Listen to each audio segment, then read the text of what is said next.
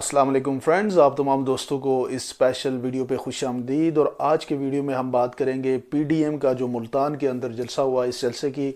کچھ اہمیت جو آپ کے سامنے رکھوں گا۔ اور ایک تو یہ ہے کہ یہ جلسہ بڑی اب انہوں نے پریپریشن کی، پورا ایک مہینہ اس کے حوالے سے مارکیٹنگ کرتے رہے، لوگوں کو موبلائز کرنے کی کوشش کی، لیکن آپ نے دیکھا ہوگا کہ وہ جلسہ ایک تو اس کی جو پہلے وہ جہاں پہ یہ کرنا چاہ رہے تھے وہاں پہ نہیں ہو سکا، اور اس کے بعد ایک دوسری جگہ پہ انہوں نے کیا۔ لیکن آپ اگر غور سے دیکھیں تو یہ 10-12 جماعتیں اکٹھی مل کے جو انہوں نے لوگ اکٹھے کیے، وہ کوئی بھی اتنے آپ یوں کہہ سکتے ہیں کوئی ریمارکیبل لوگ وہاں پہ اکٹھے نہیں ہو سکے۔ جس طرح سے پشاور میں ان کا جلسہ فلاپ ہوا، اس کے بعد یہاں پہ ملتان میں بھی ان کا جلسہ فلاپ ہوا۔ لیکن جو سپیچز ہیں اس کے حوالے سے بھی ہم بات کرتے ہیں، اور مولانا فضل الرحمان تو آپ کو پتہ ہی ہے کہ وہ پاکستان کے اور فورسز کی اور پاکستانی حکومت کے اور عمران خان صاحب کے تو نقاد ہی ہیں، اور اس سے نقاد ہی نہیں ہے بلکہ وہ تو میں یہ کہتا ہوں کہ سم ٹائم غداری کے لیول تک سے بھی آگے نکل جاتے ہیں، ملک دشمنی لیول سے بھی آگے نکل جاتے ہیں جب وہ اپنا اختلاف کرتے ہیں۔ اور اسی طرح سے مریم نواز شریف، ان کا بھی ایک اپنا ہی بیان ہے، اپنا ہی طریقہ کار ہے۔ یہ تمام لوگ، ہم سب کو پتہ ہے کہ ان کی جو لڑائی ہے وہ پاکستان کے اندر کرپشن کو خاتمے کی نہیں ہے بلکہ کرپشن کے بڑھانے کی لڑائی ہے۔ ان کی یہ لڑائی ہے کہ کرپشن کو ملک کے اندر عام کر دیا جائے، لوگوں کے جو حقوق ہیں ان کو غصب کرنا اس کو قانون کا حصہ بنا دیا جائے، غریب کو غریب سے روٹی چھیننا اس کو قانون کا حصہ بنا دیں۔ کوئی اتنی بڑی بات نہیں اگر آپ غریب سے روٹی چھینتے ہیں، اگر آپ مس گورننس کرتے ہیں، اگر آپ منی لانڈرنگ کرتے ہیں، اگر آپ اس ملک کے اندر عوام کا جو پیسہ ہے اس کو کک بیکس کی صورت میں اپنے بینک اکاؤنٹس میں ڈالتے ہیں، یہ کوئی اتنی بڑی بات نہیں ہے ان لوگوں کے درمیان، ان لوگوں کے سامنے۔ اور یہ وہی تمام پورا گروہ وہی لوگوں کا ہے جو اسی طرح کی پولیٹکس اس ملک میں پچھلے 60-70 سال سے کرتے آئے ہیں، اور وہ یہ چاہتے ہیں کہ ان سے کوئی حساب نہ لے۔ پاکستان میں پچھلے 2 سال سے ایک احتساب کا نظام چل رہا ہے جس میں آپ نے دیکھا ہوگا کہ آصف زرداری، نواز شریف، شہباز شریف، یہ تمام لوگ جو پاکستان کی پولیٹکس کے کبھی چمکتے ستارے ہوتے تھے آج آپ کو کہیں پہ بھی نظر نہیں آتے، اور انہی کی جو باقیات ہیں، انہی کے جو بچہ پارٹی ہے وہ یہ ایفرٹ کر رہی ہے کہ کسی بھی طریقے سے پاکستان کی عدالتوں کو، پاکستان کی گورنمنٹ کو اور پاکستان کے اداروں کو پریشرائز کر کے اپنے لیے ریلیف لیا جائے۔ لیکن اس ساری چیزوں میں ایک چیز بھی بڑی امپورٹنٹ ہے کہ آپ دیکھیں کہ یہ لوگ کس لیول پہ، مولانا فضل الرحمان ایک وقت ایسا تھا کہ محترمہ بینظیر بھٹو کی حکومت کے خلاف نہیں، محترمہ بینظیر بھٹو کی سیاست کے خلاف ہوتے تھے کہ عورت کی حکمرانی جو ہے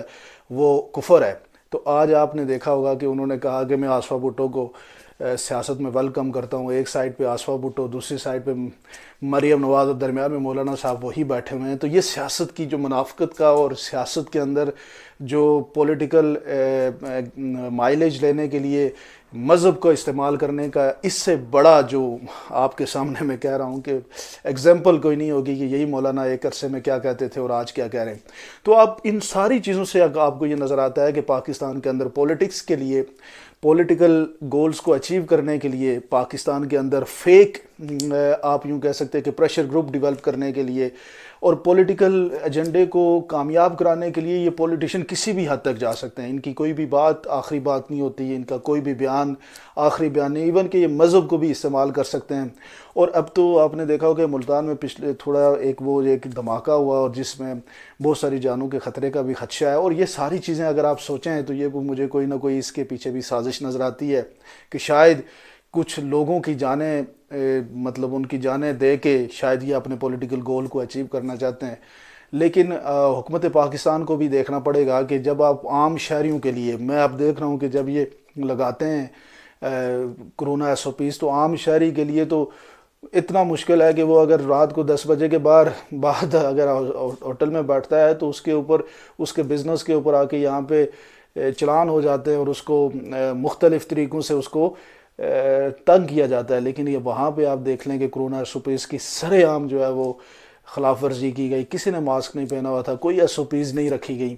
تو اس ساری چیزوں پہ بھی حکومت کو بھی دیکھنا چاہیے اور حکومت کو بھی اس کے اوپر سالڈ ایکشن لینا چاہیے کہ جب کرونا ایس او پیز آپ نے بنا لیے تو اس کو بھی فالو کرانا بھی آپ کا کام ہے۔ یہ نہیں ہو سکتا